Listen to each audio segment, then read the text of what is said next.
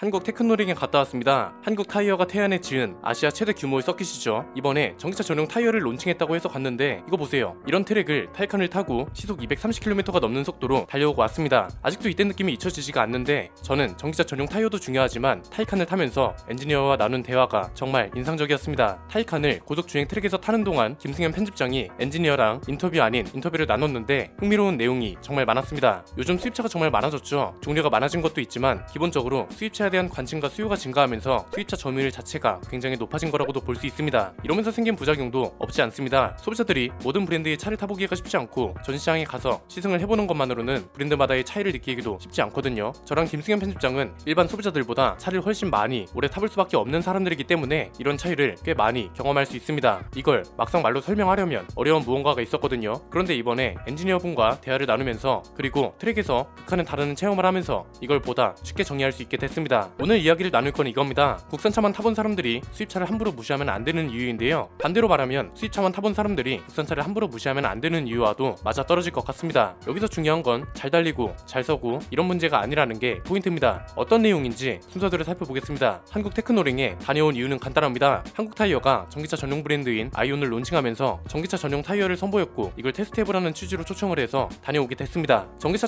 차주분들이라면 관심 가져볼만 합니다. 타이칸으로 고속 주회로를 달리고 코너링 테스트 코너에서 EV6를 타고 서킷을 주행하면서 마른 노면뿐 아니라 젖은 노면에서도 접지력이 상당히 좋다는 걸 알 수 있었고 노면 소음이나 충격 흡수도 다른 타이어들보다 뛰어나다는 걸 알 수 있었습니다. 전기차 차주가 전용 타이어에 관심을 가져야 하는 이유는 뭔가요? 아마 타이어 바꿔본 분들은 아실 겁니다. 특히 벤츠나 BMW 같은 수입차들은 순정 타이어가 여름용 럼플렛 타이어인 경우가 정말 많습니다. 저희가 가지고 있는 3시리즈도 순정이 럼플렛 타이어라 충격과 소음이 심했습니다. 이걸 사기절 타이어로 바꾼 뒤로 소음은 줄고 충격 흡수는 개선되면서 지금도 타이어 바꾼 걸 후회하지 않고 있습니다. 전기차는 엔진 소리가 안 나기 때문에 소음이 좀 더 예민할 수밖에 없습니다. 풍자름이나 노면 소음을 엔진음이 상쇄시켜줘야 하는데 이게 없으니까 당연히 더 크게 들리죠. 그런 점에서 한국 타이어가 이번에 아이온 브랜드를 론칭하고 전기차 전용 타이어를 출시한 건 신의 한 수라고 봅니다. 만약 제가 전기차 차주라면 순정으로 달려나온 타이어를 출고하자마자 팔고 그 돈으로 아이온 타이어를 장착하는 것도 나쁘지 않다고 생각할 것 같습니다. 그만큼 괜찮은 제품인 것 같고요. 일단 지금 국내에는 사계절용 타이어랑 겨울용 타이어까지 4개 상품을 20개 규격으로 판매 중입니다. 아이오닉 5부터 타이칸까지 거의 모든 전기차에 해당하는 규격이 존재하고요. 내년엔 여름용 타이어도 론칭한다고 하니까 차주분들은 한번 고민해보시는 게 좋을 것 같네요. 그런데 행사 내내 재밌는 생각이 하나 들었습니다. 지금 보시는 게 뭐냐면 타이칸을 타고 한국 테크노링의 고속 주회로를 달리는 장면입니다. 이게 정말 인상 깊었던 이유가 아마 자동차에 관심 있는 분들은 아실 겁니다. 비슷하게 생긴 트랙이 이탈리아에도 있죠. 나르도 링으로도 불리는 서킷인데 지금 폭스바겐이 가지고 있어서 독일에 있는 줄 아는 사람들도 꽤 많지만 이탈리아에 있는 서킷입니다. 사진만 봐도 알 수 있듯이 굉장히 독특하게 생겼는데요. 세계에서 가장 빠른 자동차 서킷으로 불리고 길이만 12.6km에 달합니다. 수식어에 걸맞게 부가티같이 속도에 유명한 차들은 죄다 여기서 테스트를 했다고 봐도 무방합니다. 한국 테크노링 하니까 여기가 제일 먼저 떠오르더라고요. 사실 서킷 모양만 보면 캘리포니아 주에 있는 프리빙 그라운드가 더 비슷하긴 합니다. 북미에 판매되는 현대기아차를 테스트하기 위해 만든 트랙인데요. 이런 게 우리나라에 생겼다는 것도 그렇고 규모도 상당합니다. 크기는 축구장 125개랑 맞먹고요. 여기에 있는 테스트 트랙만 13종이나 됩니다. 말만 들어도 상당한데 실제로 아시아 최대 규모로 지어졌다고 하니까 말 다 했죠. 여기서 제일 유명한 건 역시 고속 주회로입니다. 한국 타이어 행사에서도 이 트랙을 이용한 프로그램이 포함되어 있었는데 아이온 전기차 전용 타이어를 장착한 타이칸을 타고 시속 230km로 달리면서 경사로 코너랑 급차로 변경 상황에서 타이어의 접지력이 얼마나 대단한지 느낄 수 있었습니다. 타이칸의 놀라운 주행 성능, 롤러코스터와는 비교도 안 되는 다운포스는 덤이었는데 자동차 안이 아비규환인 상태에서 김승현 편집장은 엔지니어분이랑 인터뷰를 하더라고요. 참 지금 생각해보면 대단합니다. 거의 롤러코스터를 타면서 롤러코스터의 기술력에 대해서 인터뷰를 했다고 생각하시면 되거든요. 그렇잖아요. 230km가 넘는 속도로 경사로가 38.87도에 달하는 코너를 주행하는 동안 다운포스가 온몸을 짓누르고 이 속도에서 급차로 변경 테스트까지 진행했습니다. 이런 상황에서도 인터뷰를 했다는 건데 저는 앞자리에 앉아서 이 인터뷰를 쭉 들어봤습니다. 재밌는 내용이 꽤 많았습니다. 정리하면 이런 거였습니다. 크게 세 가지입니다. 첫 번째는 어떤 주제로 이야기를 나눴냐 이건데요. 일단 처음에는 타이어 접지력이랑 타이칸의 기술력과 관련해서 이야기를 나눴습니다. 타이어가 이 속도에서 트랙의 각도와 차로 변경 속도를 견뎌내는 게 대단하다고 느껴졌거든요. 속도도 속도지만 타이칸 공차 중량만 2톤이 넘습니다. 사람 무게까지 생각하면 거의 2300kg이 넘어가는데 이 무게를 그 정도 속도에서 버틴다는 게 얼마나 대단한가요? 그러면서 포르쉐 기술력에 대한 이야기로 넘어갔습니다. 이미 눈치채신 분들도 있을 겁니다. 시속 230km가 넘었는데 이 상황에서 인터뷰를 했다? 이건 무슨 말인가요? 아무리 속도가 빨라도 안정적이고 무엇보다 그만큼 조용하기 때문에 가능했다는 거잖아요. 다운포스를 극한으로 만들어내는 차체도 그렇고 그 정도 속도에서도 운전자와 동승자가 차를 믿게 만드는 능력이 대단하다고 생각했는데 이 생각이 끝나기도 전에 이야기 주제가 넘어갔습니다. 수입차와 국산차의 차이에 대한 이야기가 나왔는데요. 대화 자체가 자체가 참 젠틀하다고 느껴진 이유가 국산차가 나쁘다, 수입차가 좋다 이런 게 절대 아니었기 때문입니다. 약간 알뜰신잡을 직관하는 것 같았는데 일단 저희랑 차를 같이 몰아주신 드라이버 겸 엔지니어는 독일에서 5년 넘게 엔지니어로 근무를 하다가 넘어오신 분이었습니다. 그래서 좀 더 흥미롭고 현실적인 이야기를 할 수 있었는데 제일 중심이 됐던 이야기는 테스트카가 얼마나 중요하냐는 거였습니다. 포르쉐를 타면서 폭스바겐 이야기로 자연스럽게 넘어갔습니다. 엔지니어, 김승현 편집장, 그리고 저까지 세 사람이 격하게 공감한 건 우리나라 소비자들이 폭스바겐을 유독 무시한다는 거였습니다. 브랜드 선호도 자체는 사람마다 다를 수 있죠. 그런데 그냥 제3자가 봐도 불편한 댓글들 많잖아요. 대표적인 게 어휴 그 돈 주고 폭스바겐을 사는 게 제정신이냐? 저딴 걸 돈 주고 사는 게 인간인가? 이런 거죠. 브랜드의 마케팅이나 가격 정책 같은 게 잘못됐다면 비판하는 게 마땅합니다. 그런데 이건 그 차를 사는 사람들을 무시하고 브랜드를 억지로 깎아내리는 거잖아요. 이게 좀 심각한 이유가 자동차를 사는 사람들은 그 차를 직접 타보고 사는 게 제일 좋습니다. 그런데 요즘은 워낙 정보가 많고 정보 접근성 자체도 뛰어난 세상이죠. 그냥 누워있다가 어떤 차가 궁금하면 유튜브에 검색해보면 됩니다. 전시장에 가면 시승하는 것도 공짜고 심지어 음료수도 주는데 의외로 시승까지 하고 차를 사는 사람이 많이 없기 때문에 인터넷 정보와 댓글이 그만큼 영향력도 커지고 있다는 거고요. 두 번째는 저희가 대화를 나눈 수입차와 국산차의 차이는 그래서 누가 좋고 나쁨의 문제가 아니었다는 겁니다. 이건 사실 일반 소비자들이 알 수 없는 영역입니다. 기본 베이스 자체는 국산차도 너무 뛰어난 수준까지 올라왔습니다. 여기서 말하는 기본 베이스는 일반 소비자들이 느낄 수 있는 영역입니다. 기본적인 승차감, 잘 가고 잘 서는지, 공간이 넓은지, 옵션이 좋은지 이런 것들이요. 이런 건 국산차나 수입차나 차이가 없거나 오히려 국산차가 뛰어나기도 합니다. 그런데 문제는 전문가 영역으로 넘어갔을 때 느낄 수 있는 것들 있죠. 예를 들면 이번에 저희가 경험한 시속 230km에서 급차로 변경을 하면서 타이어의 접지력을 느낀다거나 경사로 코너를 넘어가면서 전투기 수준의 다운포스를 느끼는 것들이요. 이 영역에 있는 차이가 왜 중요하냐면 전문 테스트 범위로 넘어가는 문제이기 때문입니다. 여기서 말하는 테스트의 범위는 한계치를 말합니다. 예를 들면 이런 겁니다. 만약에 우리 회사가 이 차는 시속 250km에서도 세기차로를 한 번에 바꿀 수 있도록 만들 거라고 합니다. 그러면 이 목표치를 달성하기 위한 수많은 테스트를 진행하겠죠. 이게 중요한 이유가 세기차로를 한 번에 바꿀 수 있도록 만들겠다고 하면 안전상 4개에서 5개까지 바꿀 수 있는 차로 만듭니다. 이렇게 되면 이 차는 다른 차보다 한계치가 더 뛰어난 차가 되는 거죠. 이건 진짜 명확하게 구분해서 봐야 합니다. 얼마나 빨리 달리느냐가 중요한 게 아닙니다. 한계치라는 게 정말 중요한 게 이게 안전하고도 연결되는 거잖아요. 예를 들어서 긴박한 상황의 방향을 틀었는데 어떤 차는 잘 빠져나가고 어떤 차는 피지테일 현상으로 사고가 나는 이런 차이가 생기는 거죠. 차급에 따라 다르다? 그렇지 않습니다. 엔지니어가 말한 것 중에 제일 공감한 게 한국 소비자들이 폭스바겐을 이런 점에서 무시한다는 거였습니다. 폭스바겐은 독일 내에서도 저렴한 차로 통하지 않는다고 합니다. 오히려 골프 같은 차들 때문에 실용적이면서 재밌는 브랜드로 통하거든요. 가격도 마찬가지입니다. 독일 내에서 진짜 대중 브랜드는 폭스바겐 아래에 있는 세아트나 스코다 같은 차들입니다. 폭스바겐의 한계치는 우리가 생각하는 것보다 뛰어납니다. 차를 만들어 온 역사가 긴 것뿐만 아니라 테스트 트랙도 세계 수준이고 이미 그룹 내에 포르쉐, 람보르기니, 부가티가 존재합니다. 얘는 그러니까 똑같은 차를 만들어도 자체적으로 쌓아둔 데이터가 워낙 많기 때문에 더 수월하다는 겁니다. 예를 들어서 능력치가 50인 차를 만들어요. 그러면 능력치 100을 가지고 있는 브랜드가 능력치 30을 가지고 있는 브랜드보다 수월한 건 당연한 거잖아요. 세 번째는 그래서 지금부터 자동차에서의 운명을 결정하는 건 기술력도 기술력이지만 마케팅이 정말 중요하다는 생각이 들었습니다. 이유는 간단합니다. 이미 기본적인 기술력은 국산차나 수입차나 뛰어납니다. 여기서 말하는 기술력의 범위는 슈퍼카 쪽이 아니죠. 대중적인 차들도 위험하고 긴박한 상황에서 충분히 안전하게 빠져나올 수 있도록 만들거든요. 그런데 문제는 소비자들이 한계치가 얼마나 뛰어난지를 모른다는 겁니다. 수입 대중 브랜드도 그렇고 국산차 브랜드도 그렇고 이미 한계치를 제대로 끌어올린 브랜드가 충분히 있다고요. 이걸 알릴 필요가 있다는 건데 이번 한국타이어 행사를 체험하면서 이걸 좀 크게 느꼈습니다. 사실 평범한 행사였으면 이 타이어가 좋은지 안 좋은지 어떻게 아나요? 이번에 한국타이어가 행사 구성을 참 잘한 게 차종을 굉장히 다양하게 뒀다는 거였습니다. 그리고 타이어 행사가 아니라 서킷 행사 같은 구성이 있다는 것도 한몫했습니다. 이날 있었던 차가 아이오닉 5,